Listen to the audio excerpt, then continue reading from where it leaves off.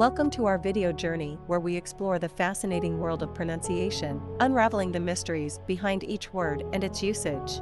In this video, the word is acne. Acne. Acne. Acne is a noun that refers to a skin condition characterized by the presence of pimples, blackheads, whiteheads, and often inflammation. It is a common issue that affects the skin, particularly the face, neck, chest, and back. Here are some examples. Example number 1. Many teenagers and young adults experience acne during their adolescent years. Why acne is used in example number 1. Acne is used to describe the common skin issue experienced during adolescence. Example number 2. A dermatologist can provide effective treatments for acne, helping patients achieve clear skin. Why acne is used in example number 2. Acne is mentioned in the context of dermatological treatments.